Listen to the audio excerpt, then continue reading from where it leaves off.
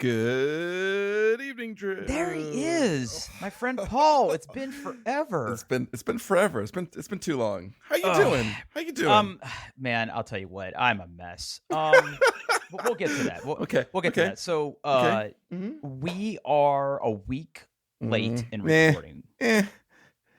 Adulting's hard. I know, but it's entirely my fault. So I owe you and the audience sort of an explanation, a little bit of inside baseball, what happened here, because the problem is that we have a separation of duties here I'm sure they're doing their best, right? Like Paul is responsible for editing the podcast and stitching our voices together and making the podcast sound good in your ear holes. He's also responsible for the website and the Twitter account and all that stuff, all that magical stuff. My responsibility is, I'm responsible for scheduling us and typing up the show notes and sending them to Paul, who then posts them. As people who have replaced themselves with a series of scripts over the years, I don't know why I haven't figured out a way to not have to send that to you yet. But that's just the way this works right now. So here's what happened. The week prior, so we're recording this on a Friday, which in itself is not our usual recording day. 2 weeks prior, I had to travel. And I'll talk about that trip here in a little bit because it's very different from the last time I went on a trip to this place. And that was going to interrupt our regular recording time. So I was able to drive to this location, and I got back late on a Friday. And after driving all day and working and everything, I was just like, oh, and plus you were also, I think, hosting D&D that night, or you had something with your son's band. I don't know. Yeah. I had D&D last Friday. Yeah. So long story short, Friday was completely out. And knowing ahead of time that Thursday and Friday were going to be bad nights, I went ahead and scheduled, or assumed that I scheduled, the podcast for Sunday, because it turns out that Saturday I had an engagement as well, where I wasn't going to be able to record on Saturday. So it's Saturday, I'm at my engagement, and I get a text from Paul like, "Hey, are we still good to record?" And I'm like, uh-oh. Yeah. So I looked at my Google Calendar, and sure enough, I sent out the invite for Saturday.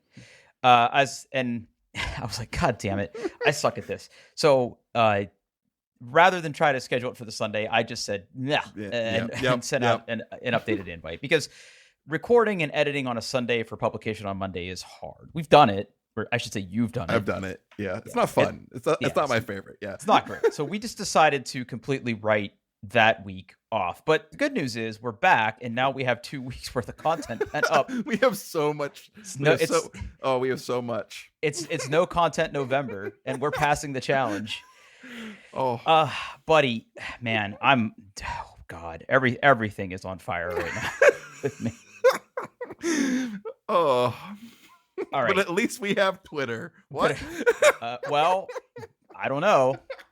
For now, like legit, and well, why don't we open with that? Okay, all right. Because Twitter's a shit show. It is. It's really bad right now. It's really bad right now, and not for nothing, Paul. I'm actually concerned. I am too. Yeah. Well, let's share our concerns here in a minute, but my big concern is that my Twitter profile has read CEO of Pez Candy USA for several years now. Now, I don't have the delicious $8 check mark. You better put parody in your name. I know. I mean, I thought people would be smart enough to know, but I can't assume anything at this point. It's bad. Yeah. So in the 2 weeks that you and I were not recording, a very brief timeline, Big Battery Boy bought Twitter. Yep. For quite a princely sum. $44 billion. $44 billion for a glorified RSS feed. And he has no idea what he's doing. None. He's already thrown several ideas at the wall that have not stuck. Yeah. Fired half the people. Yeah.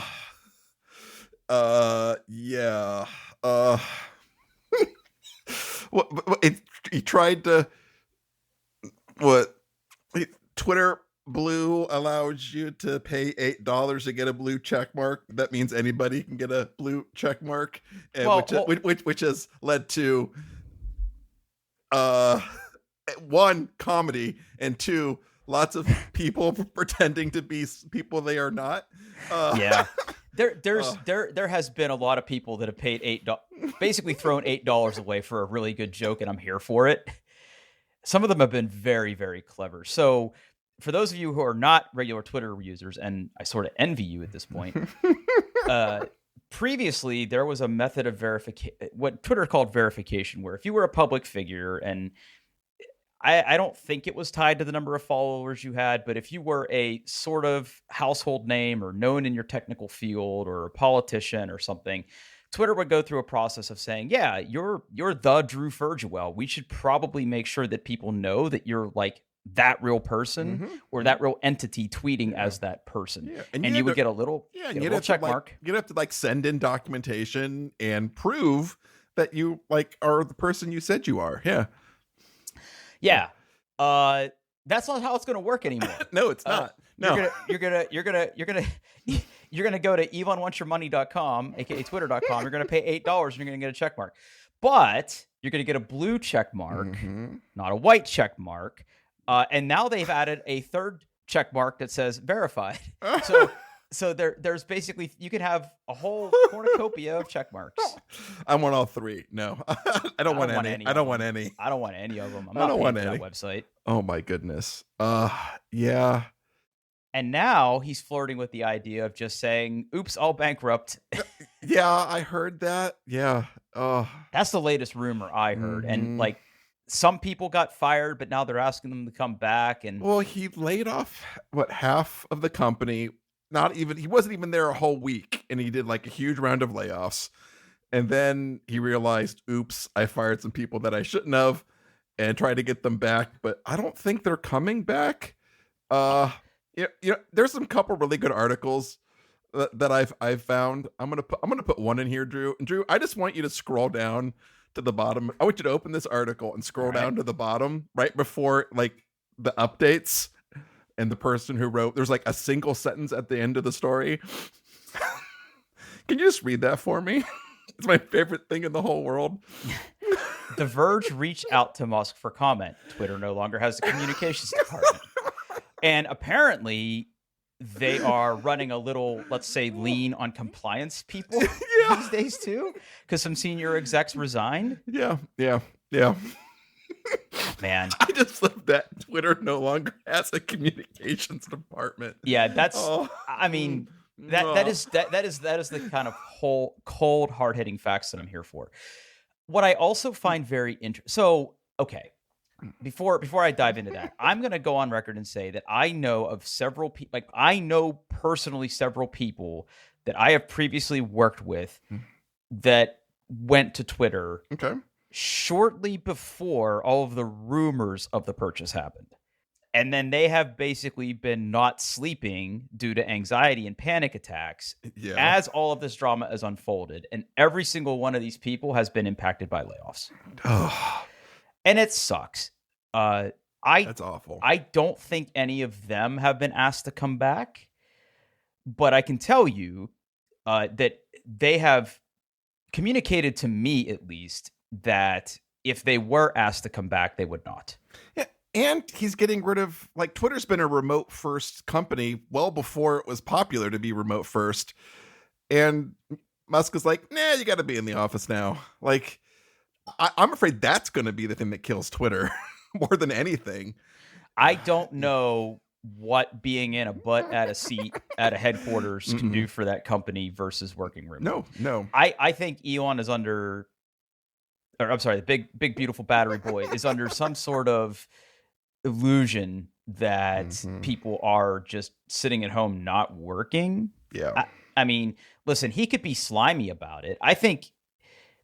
Okay, all right. Let's play Would You Rather. Would you rather have the company put a policy in place that has to put corporate spyware on your machine that measures like how much your mouse is moving? Or go into the office where you can be spied on with like actual cameras? How about option 3? Put in my notice and go somewhere else. Yeah, I feel like if a company can't Oh, trust you enough, yeah, it's if yeah. you're, I I have been working at home in the pre-COVID times, Mm-hmm. and it was an adjustment. Yeah. But staying motivated and staying engaged is possible. It takes extra work, and I'm not saying everybody can do it. I was concerned that I wasn't going to be able to do it. Somehow, I've managed to Same. not lose Yeah. my job. Yeah. So I do think that you have to hire an employee that is willing to do all that. And I feel that the people who work at Twitter probably don't have that problem. Yeah. I Yeah. mean, they didn't. I don't know. But yeah, it's super slimy. It's super slimy. Yeah. The other interesting thing that I saw is I saw two things come out today where someone tweeted about this, and then I saw a TikTok about it, that if you go to Twitter and you open like your developer tools, apparently a bunch of shit's already broke, and like they're running, and like there's like dev code that is not on the website. I don't know. I'm sure that they've been like all these different features that they're turning off and turning on and turning back on again. Like, God bless them, they're shipping, but Yeah. I don't think they're shipping well. Yeah.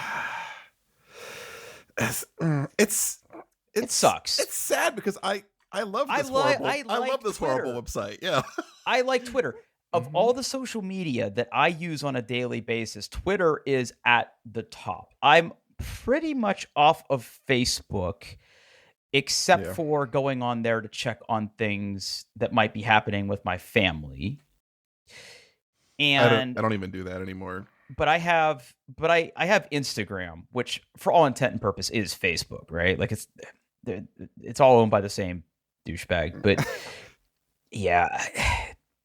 Oh wow, you're not wrong. There's some problems going on. All right, so you're a developer. Talk to me. What's going on? I don't. There's just a bunch of. It could be my content blocker too. That's a big possibility. Okay, I don't know. Fair. But resize observer loop completed with undelivered notifications. That sounds wrong. I don't know what that is. That sounds important. Listen, I'm no JavaScript expert, but I'm gonna say that's not good. Oh, neat. Yeah. Okay. But Yeah. Twitter is where I feel like I do my best work, and Yeah. I actively engage with people on that platform, Yeah, and people engage with me. I love Twitter. It's great. I love old Twitter. Well, I don't know if I like this new Twitter. And it's not when this whole thing started, like it wasn't like Twitter wasn't ran by horrible people before. Like Okay. okay, So okay. Well, Jack was like Jack's problematic. Yeah. And the previous leadership did. They were horrible by just doing nothing. They did being not- indecisive. They did nothing. Yeah. They did nothing. They And- sort of let the platform coast. It's not making a ton of money. Or losing money. It's losing money. And I would say that if we're being fair, they probably had staff redundancy. Oh, I'm that sure. happens. I'm sure. Yeah, I'm sure. Absolutely. I'm sure there's things that could have been cut and improvements to be made. And you know what? I think Twitter should be a private company. I think it's not the biggest social network. It's pretty small in comparison, and I think it would do better as a private company. So like when this whole thing started, you're like, well, maybe he's just gonna buy it and then like put somebody in charge, like he does for Tesla and SpaceX, right? Where he gets like an adult to run the company. He just comes in and says stuff and makes them jump and like change direction wildly. But like maybe he'll hire an adult and Twitter will be better. But then he's like, no, just everybody verified, blue check marks, gray check marks. Oops, psych, take that all back. Nope, put it back. Just parody accounts, banning people that make fun of him. That's got to be the most petty part of the whole thing. Well, not just him, right? Like accounts that post negative content about Tesla, right? Yeah. Like that's. I mean, listen, bud, it's your website. I mean, run it the way you want, but you're buying it under the auspices of, we're going to bring back free speech. You're whiffing on that one, bud. Yeah. Woof. So now here's the thing. Mm-hmm. A lot of the people in the circles that I travel on are fleeing the platform. Mm-hmm. And I'm not ready to do that yet. I'm still on Twitter. I'm not a neat. How do I say this without upsetting people who actively listen to this show? I'm not the kind of person that is going to jump to that immediate conclusion. Like, I have never liked Elon Musk. I am never going to own a Tesla. I am not going to ride his space rocket. I'm not using Starlink. And what else does he do? I didn't buy any of his flamethrowers. I'm not spending money on Elon Musk, and that will include not paying $8 for Twitter. Period. Yeah. If he locks all of Twitter behind a paywall, that will force me off of Twitter. Yeah. But I'm not going anywhere. I have not actively pursued any alternative to Twitter yet. And all of the people that made a very, well, at least in my timeline, a very, very public statement of, hey, go find me on platform X under handle X, they're still tweeting. So I don't feel like I need to go anywhere yet. Well, because you want to know a secret, Drew? I think I know the answer. Mastodon is not Twitter, and it's also not very good. It's not. I've read into this. So the one that most people are flocking to is this thing called Mastodon, which here's how I think Mastodon works. And I've read the documentation, and I'm still not sure. You create a handle on Mastodon, and then you join a Mastodon community. You have that backwards. Okay. All right. So, I'm already wrong. Okay. So you have to start with a server. Okay. You have to pick a Mastodon server, and your ID is basically like at your username at that particular server. You can only participate in make posts on the server your account is on, right? That's kind of like your home base. It almost sounds like Usenet in a way, or listserv, right? You can follow and message people on other servers, but you can't post on other servers, right? So there's this mastodon.social, which is the big one, but right now it's not taking new members. Right. So even if you make an account on another server, you can read content if you follow people on those other servers, but you can't participate in the conversation, right? You're tied to your home server, and if you want to participate in the other server, you either have to make another account or move your account from one server to another. Right. So if Paul Baylor joins the social one and I join some other one, if I'm quote unquote following you, I'll see your posts. In fact, if I did join a server. Oh, okay. So you're further along in this than I am, because I haven't joined Mastodon and all yet. I wouldn't recommend it. I did it mostly because I saw this server and I was like, I have to get on this server. Okay. I am at Paul Baylor at metalhead.club. At metalhead.club. It's a German Mastodon server for people who like heavy metal music. I cannot think of a single more Paul thing that I've ever heard you say. All right. But okay, so let's say that I do at Pittsburgh at Masta Social or mastectomy, whatever, and I follow you. I will see what you're posting, right? But I won't be able to reply to you, or can I? I think you can, but you can't initiate conversations on another server, right? So But what if I mention you on my server, or I can't? I think I'd get notified. Yeah, so you can pull people. You can pull IDs and tag users and follow users from different servers. But when you make a new post, it's on your server. Right. So part of the reason that I haven't signed up for Mastodon yet is I am exploring what it actually takes to run your own Mastodon server. Ooh. Because, the BBS, let's just be honest, it's not ever going to be done. There's way too much ASCII art on the BBS server. So I was going to do doing best dot we need to do okay. All right. Let's go domain shopping. All right. We need a domain for a Mastodon server. Okay. Let's just do it live.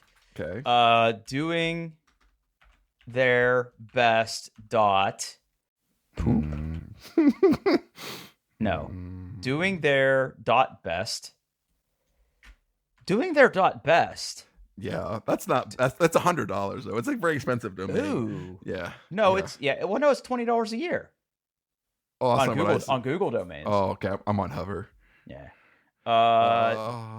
Doing their best. Doing their dot best is not bad. Doing their best. Doing best info. Doing best US. Doing great. Doing good. Doing man. How about I'm sure. Doing their best. I'm sure this club, isn't Twitter. Doing their best community. Ooh. I'm sure this isn't Twitter. I'm sure this isn't Twitter. The Twitter's not probably a TLD. Probably not. No. I'm sure this isn't Twitter. Okay, but here's the thing, Drew. Here's the thing. Yeah. I'm not entirely sure. Like, you're not going to stick with it. No. Like, I think if you wanted to have your own community of people, I think like Discord's probably the best place to do that. Like, like yeah. But here's the thing. Yeah. But here's the thing. But here's the thing though. Things like Slack, because Slack also gets thrown around in these conversations. Yeah. Things like Slack and Discord, once they get to a certain size, they cost money. True. Yeah.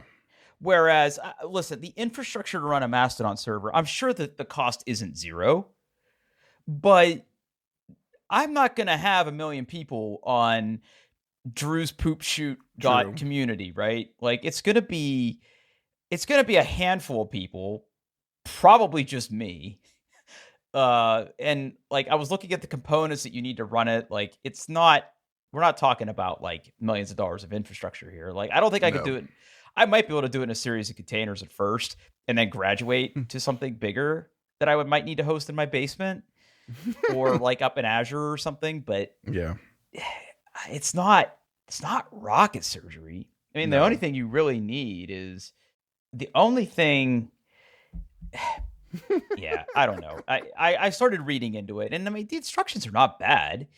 You just like, hey, get an Ubuntu server, install these packages, configure these things, buy a domain, type some keys, cross your fingers, yeah, and you got yourself a stew. Delicious. But stew. Yeah, I haven't signed up yet, just because all of the people that quote unquote flood to Mastodon are still tweeting, even as of like 5 minutes ago. Yeah, so, I mean, granted, most of their tweets are about how awful Twitter is, which I had one of those. Yeah. Yeah. Like, I hate Twitter, but and I hate Elon, but you're still posting on his website. I hope he figures it out and it doesn't die, but I'm afraid that. I mean, I don't think it's going to make it to Christmas. Like, I just don't. I mean, I think one of two things is no. I think there's three possible timelines for this website right now. I think he basically just gets bored and either tries to sell it or just burns it all down, or all these rapid changes irrecoverably break something, and they could probably, I'm sure people could just print out their source code and have them review it. Oh, by the way, did you see elonsourcecodereview.com? Oh, eloncodereview.com. Did you see it? No, I don't think I did. Elon printed. Oh, okay. You can have Elon Musk review your code, bud. Print out your code and Elon will check it, because apparently that's what people had to do. They had to print all their code for Tesla people. But then he said psych and made them shred all the code. Did you catch that too? No, I didn't see that part. Yeah. He's like, nah, I don't need to do that. Yeah. Yeah. Yeah. And like, you and I have both worked for a company that has acquired other companies. Mm-hmm. And like, you don't fire the people that know how stuff works. No, you don't. No. I mean, you work with them for a while, mm-hmm. and like you sort of learn, and then maybe you part ways with them, But you're not going to like make them print out all their code and justify their code in front of them. No, like, not at all. God. So anyway, yeah, I think something irrecoverably breaks and the website just doesn't function or is a shell of itself because it's not working because they don't, they keep shipping all these things and then turning them off, turning them on, whatever. Or I think the more likely outcome here is that with all these compliance and legal people gone, much to the article that you linked, he runs afoul of some laws and is fined to death, right? Yeah. And then has to shut everything down. So of all the possible outcomes here, you know what? I just thought of something. There might be a distant, like, dark horse fourth option here. That this is all intentional, and he's like crazy like a fox. He's generating a bunch of publicity, kind of on purpose. Like that's the thing is, I don't think he is. You don't think? I don't think so either. No, I don't think he's that bright. I mean, what you need to remember is he didn't invent anything that he's responsible for. No, he just bought it. He bought it. Yes, he bought it. He used Daddy's Emerald money exactly to buy it. Elon Musk would be nothing if it wasn't for Daddy's Emerald mines. Like facts, facts. Yeah. No. He's got a cult of personality that, like, the Venn diagram of people who worship Elon Musk and people who are crypto bros is a circle. I don't know. It's bad all the way down. We'll have to do, like, if Twitter truly does go under, Paul, we will have to come up with a plan because I don't know where people are going to know we publish podcast episodes. Yeah. Maybe we could, I don't know. I don't know what we're gonna do. All right, we have a lot of content. We talked about Twitter. We really do. We might have to move some of this shit to next week. But okay, but you know what though? But last thing I'll say, you and I are clearly passionate about it. We are. Yep. Yeah. So it's very easy to do 27 minutes on just Twitter. All right, hit me. Where do you want to go? I don't know. You pick. I know what you want me to talk about. I mean, we could talk about your trip, or I should ask. Let's just do it. It was in there first. Drew, should I pre-order a PlayStation VR 2? Okay, I'm gonna for $549.99, which is $50 more than the PlayStation itself. So, anywho, I'm gonna go ahead and say yes. Okay, because I love it when we empower each other to spend money. That's what we're here for. We're all here for the gear. But this is PlayStation VR 2. Two. They're not first go around with VR 1. No, it's not. Nope. And as I understand it, PlayStation VR 1 didn't die because the hardware was bad. There weren't a lot of games, right? Well, it got decent support. Like, it wasn't spectacular, but I don't think Sony's heart was necessarily in it. Yeah, I mean, I had one. It was fine. I played a few things. It did have, it was very screen doory. Like, you could see the pixels and the spaces in between the pixels if you look hard enough, and that was kind of unfortunate. But this one's supposed to be, I don't know, better. It's got more pixels. It's got an OLED to screen. It's got that fancy, what do they call it, where like it tracks your eye movements to render things in more detail where you're looking. I can't remember what it's fucking called. Yeah, I don't know. It's got one cable this time instead of the monstrosity that it had last time. It's got dedicated controllers instead of reusing the old crappy, Move controllers. And is all the tracking done on the headset? It is. Yeah. Okay. I mean, everything you just described is why I bought the Quest. Yeah. Because I don't have to have 60 billion things plugged into USB ports that I just don't have. So, other than the fact that this is the new thing, and this is what Sony's going to be making, and you like giving Sony your money. I do. Is there a particular game that you're thirsting for? I mean, there's I should have PSVR 2 announced games. Here we go. I'm looking at the announcement that you linked, and it is that Horizon Code of the Mountain. Call of the Mountain. Call of the Mountain. Okay, Call I of the couldn't Mountain. read it. Yeah, that's going to be the Horizon. That's their big flagship thing that's going to come out when the PSVR comes out. It's it's Horizon, but in VR. That could be fun. I mean, I'll if I had it, I definitely would play it. Yep. A big part of me is like, ooh, I could play No Man's Sky in VR because that game doesn't suck anymore. I have played No Man's Sky in VR. It is incredible. Yeah, I mean that sounds good to me. There's some other stuff out there that could be interesting. I mean, yeah, I don't know. I mean, when has that stopped me before? Never. I mean, that, when it's all said and done, though, I paid about $300 for the Quest. Right. Now, I don't know what this, I'm looking through this thing and I haven't seen any specs yet. Like, there they are. They're there. Yeah. Okay. That's pretty high resolution, a really nice refresh rate. Mm-hmm. It doesn't look terrible. It doesn't look terrible. It makes your head vibrate. I mean, I don't know how I feel about that. I don't know if that's a feature. I don't know. 6-axis motion sensing system, lens separation adjustable. That's not. It's an OLED. Mm-hmm. Controller specifications. Does it have the same? It does. It has all the same features as the DualSense 5, like the haptic feedback and the triggers. I don't necessarily think that's a terrible asking price, especially if it comes with a game. I mean, it's just I'm not sure it does. Well, you have to spend more. You have to spend $600 to get the Call of the Mountain bundle. So I mean, that's it's an extra out, $50. This is more than the PS5. I mean, how much is the PS5 going for now? The one with the disc is $500. Are they available at all yet? If you look hard enough, you can find them. Yeah. I don't know, buddy. I mean, well, how I put in, so you have to sign up for a chance to get a pre-order, which I went ahead and did because why would you not? Because I can always decide not to buy it. I can't decide to register later, right? So I think it's supposed to go. When is pre-order supposed to open? PSVR2.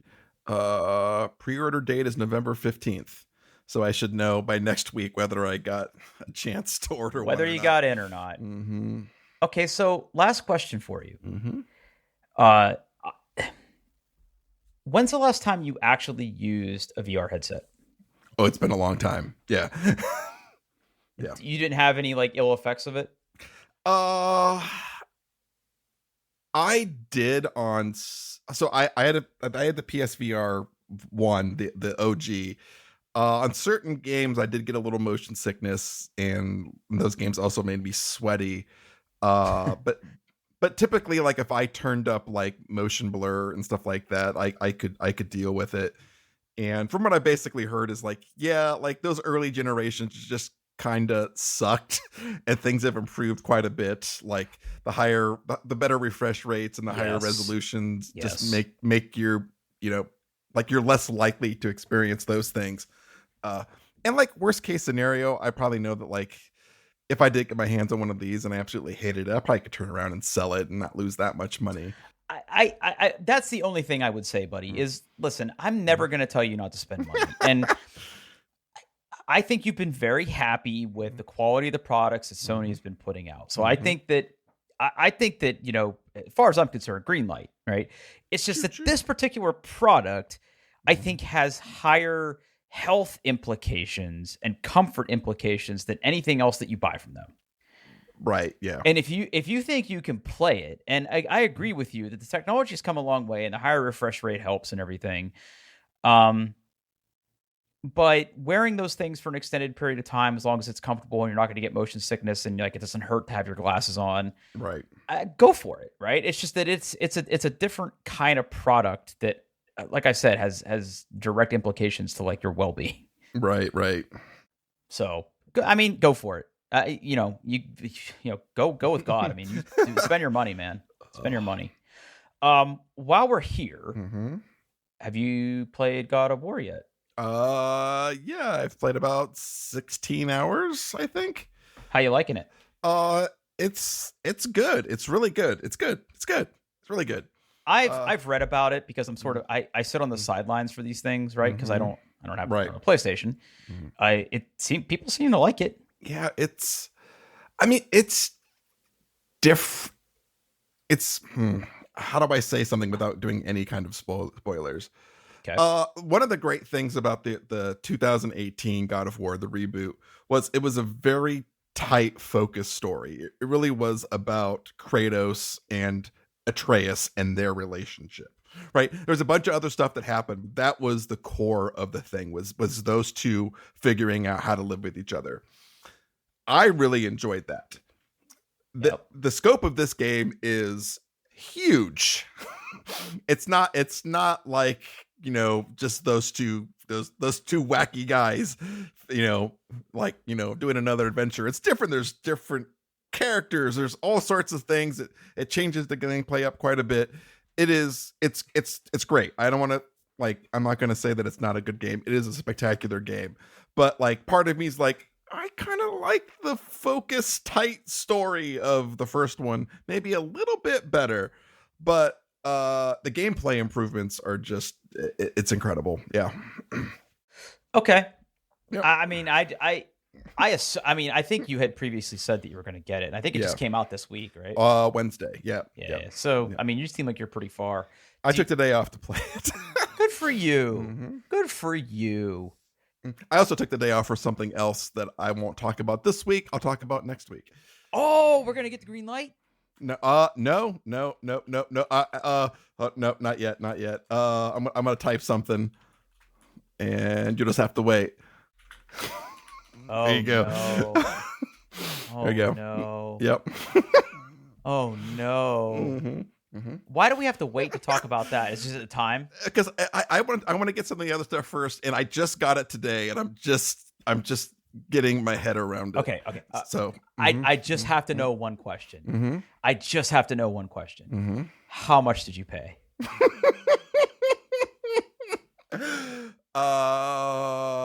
After tax, I spent about $3,000.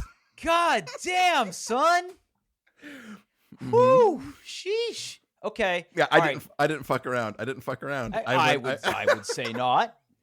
Mm-hmm. I would say not. Mm-hmm. Holy shit, dude. Mm-hmm. Okay. Put a pin in it. Not gonna say what it is. Mm-hmm. Well, that's a teaser. Mm-hmm. Okay. Challenge. Mm-hmm. If you think you know what Paul bought, tweet us while you can. Well, what you think Paul bought. If you get it right, you'll get, I don't know, and buddy bucks or whatever. No cheating, because I know there's people out there who know what I bought and listen to this podcast, so no cheating. Okay, if you already know, then you're exempt. All right, I'll know. You know. Wow. Oh man, I can't wait to hear about that. Mm-hmm. I can't wait to hear about that. One last thing before we get to some of my shit. You put in here an announcement that I was very happy to hear about. Tell us about this one. I mean, it's not much to say. I'm just really excited that they announced that we're going to get a second season of The Sandman. Yeah, Woo! It's so good, man. I'm so happy. I should rewatch it. Is what I want. I want to rewatch it. Yeah. You know, the fact that even my wife liked it, who I was nervous that she wouldn't, but they did such a good job telling the story that, even she was totally engrossed in it. I'm like, there's really something special here, because it's a comic that's near and dear to my heart. They did a great job with it. Oh yeah. I'm very curious to see how many episodes that they do and what storylines they tackle. I know which ones I want them to do. I mean, it's got to be like, I don't know. It's got to be the Lucifer stuff, right? Like, yeah, it's got to be Key to Hell. Yeah, has to. Yeah, I think that's where they go next. Yeah, and then maybe they get to the Orpheus stuff. Yeah. Let's see. And then, I mean, the way the comic ends, right? Mm-hmm. If they don't do a third season, I think that's how they cap the second season. I could see that. Yeah. Yeah. That whole ending was very touching, I thought, the way they did it. Yeah. So, yeah, I'm super pumped. I saw this announcement, and then I immediately came to the doc, and you had already written it in there, because I actually saw this when I was on my trip last week. So No, this is good. This is good. Good for you, Netflix, and congrats to Neil and everybody who's getting this, because I loved it. I thought they did great, and yeah, it's good. Mm-hmm. All right, which one do you want to hear about next? Because I don't know if we have time for both. I don't think people care about where I went. Yeah, I want to do this one. I want to do that one. All right. So, Paul. Uh-huh. You have known me as a DBA and board game person, dog person, nervous flyer. We can now add a new adjective to my name, and that is small business owner. Okay. I officially received my certificate and approval to conduct business in the state of Ohio as a limited liability company as of this week. Like, is this for your notary public business? It is not. Oh, something else. Okay. Something else. Oh. I have not followed through on any other notary stuff yet because there are some other things that need to get done first. Okay. Before I start doing my traveling notary business. And I would rather do that in the summer when it's not dark after 5 o'clock. True. Okay. So no. What's your business? Okay. So a little bit of background here before we dive completely headfirst into this. And I will walk you through what it actually takes to register a business. So for the past few years, a lot of the people that I know have gone out on their own and started their own consulting companies. Okay, and they've been extremely successful. And I've worked with some of them. Just as an example, right? Like, I did some work for Brent Ozar's company, and friend of the show, Eric, has a company. And there's other people that I know that have gone out and started their consulting companies. They have told me repeatedly that it's something that I should consider. And unfortunately, I don't think I can do that. For a number of reasons, mostly just around the security of what a regular salary is, and working for somebody else is infinitely easier than working for yourself. Sure, there's a potential to make a lot of money, but I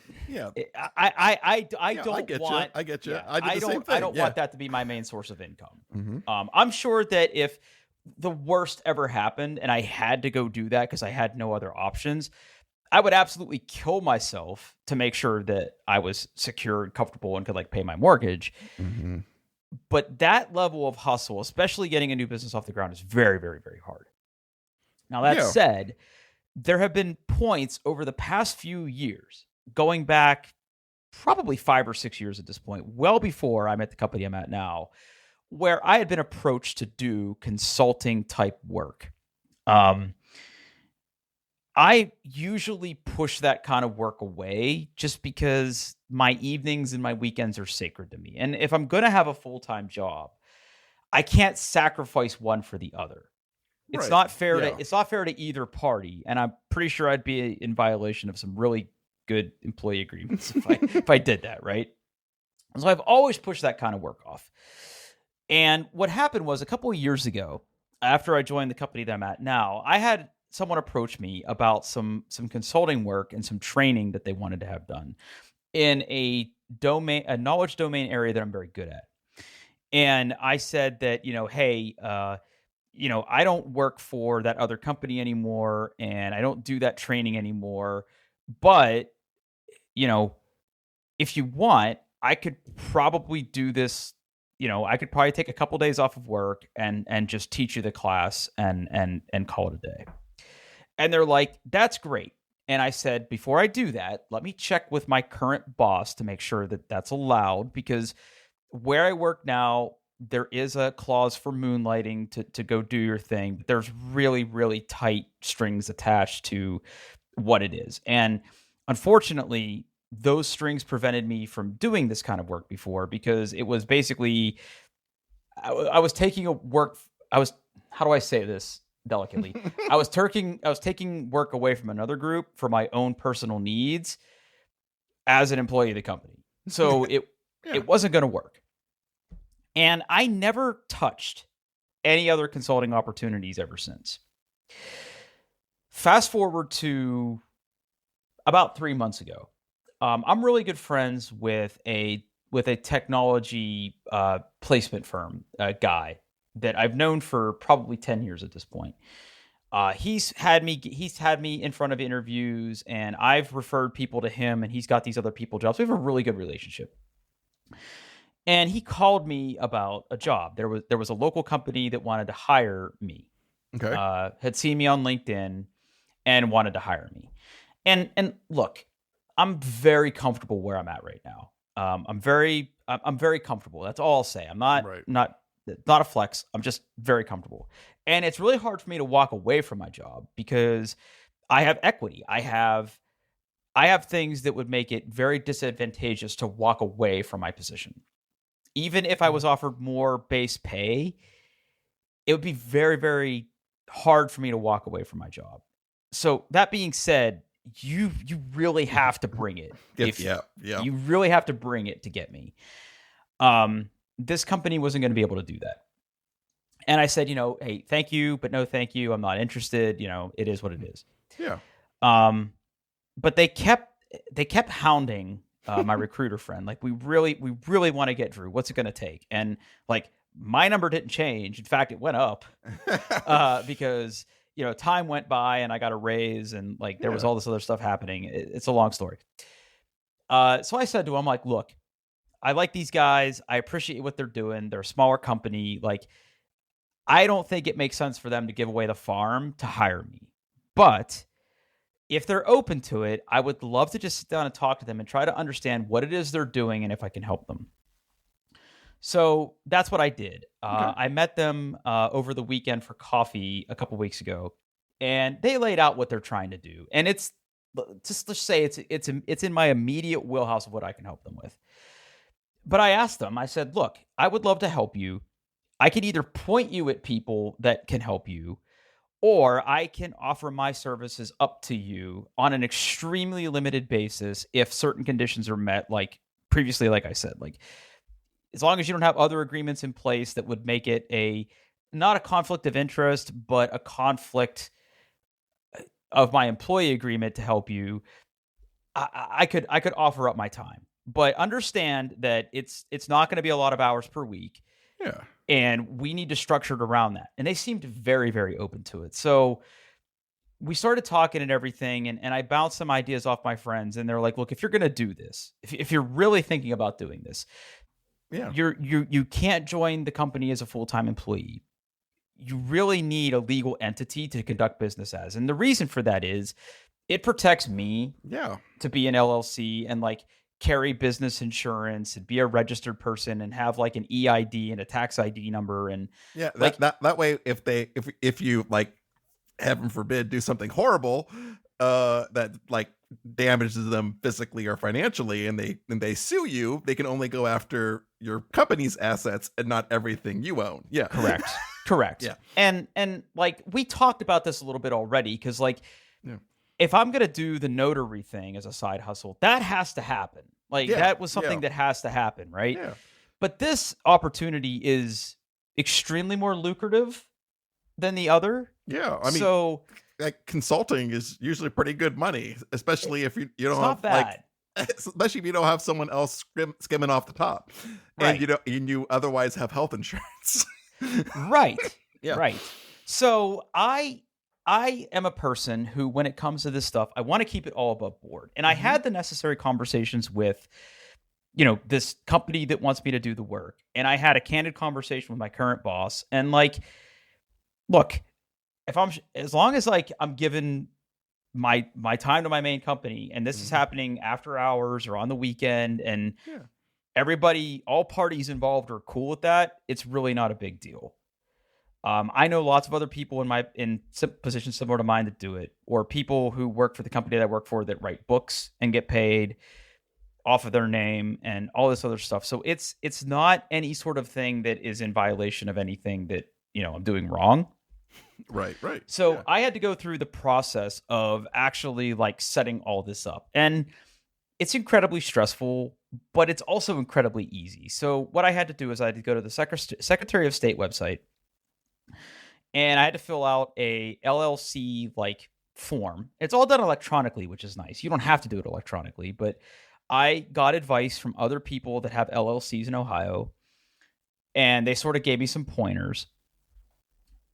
And I filled out the application. You pay an application fee and you kind of wait. In Ohio, you do not have to have what's the thing? Crap, hold on. I'll actually look it up. Because I actually had to write one of these. I didn't have to write this, but I wrote this. And I can't remember what the name of it is. Leave all this in. Okay, I will. Yeah. Hold on. I'm FAing. I had to create an operating agreement. Okay. Right. That basically lays out like what I'm doing, what the purpose is. I'm the sole, operating agent and all this stuff. Right. This is actually not required. An operating agreement is not required to form an LLC in Ohio, but it's a nice thing to have. That basically lays out like, hey, I'm legit. Yeah. And like how you're going to keep your records, all this other stuff, right? So there's templates available. So I did all that and filled all that out and submitted that along with my application. And you wait. I got my answer pretty quickly. Like, hey, congratulations, you're approved. Here's your like business number. I can actually look it up. So what is the name of your LLC? Dublin Data Solutions. Ooh, fancy. Yeah. I don't know. So yeah, I have a State of Ohio LLC that's, alive. Nice. It's not doing anything yet. And let me be clear, like this work has not officially landed yet. So like we're working stuff out, and it might not even work out, right? But I think it's cool, like to go through this process. Yeah, and I'm sure this also helps it on their side too, because then they can go and say, "This is how we're going to pay him," and like it's all above board, and yeah. But this work might not materialize. Okay, right? Like, so at this point, I'm out like $99, but I have my own company, right? So it's like, who's the real winner here, right?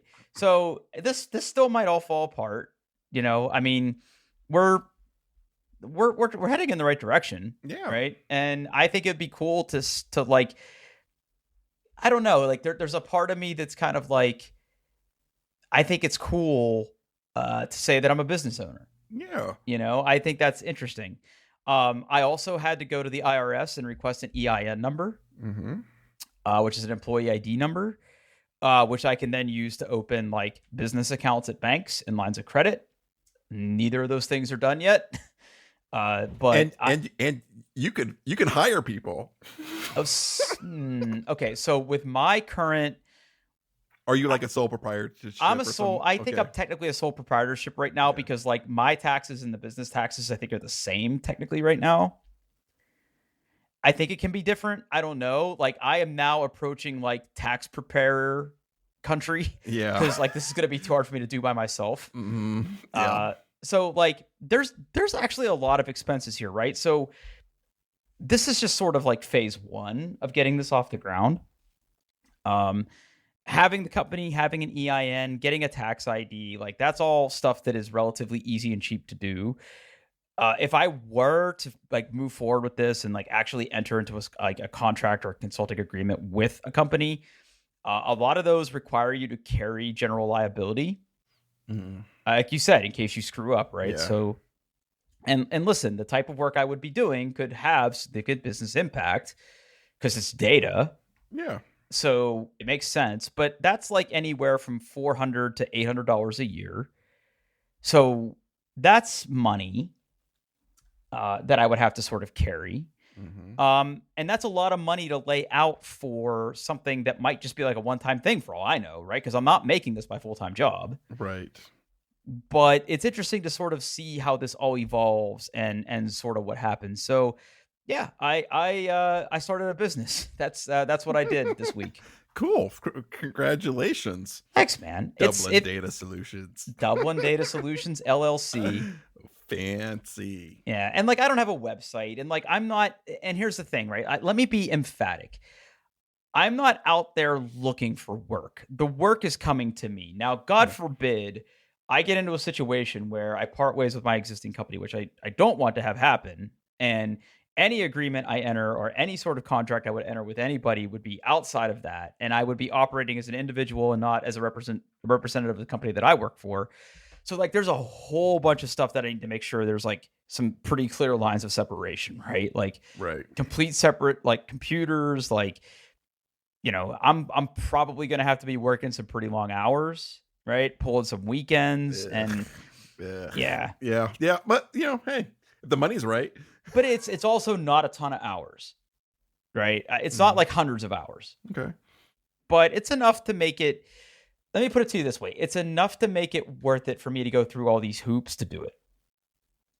So we'll see what happens. I mean, it might work out. It might not. I might not ever get any business with this, but should I choose to move forward with some of these opportunities, I'm digging a pit of success. Let's put it that way. Good. Yeah. So that's my big update. And it goes without saying, right? I'm fortunate that I have people that have already tread this ground that have given me very good advice and given me access to examples of agreements that they have written and guidance on how they do things and like how to set things up and how to keep things separate, stuff that I'm sure I could probably read about online, but actually getting the opportunity and people in my life that have helped me with this, like people like Eric and Brent and other people that have done this, people that I look up to, that's a big part of this too, right? If I didn't have those people there to help me with this, I probably wouldn't be doing any of this. Makes sense. Yeah.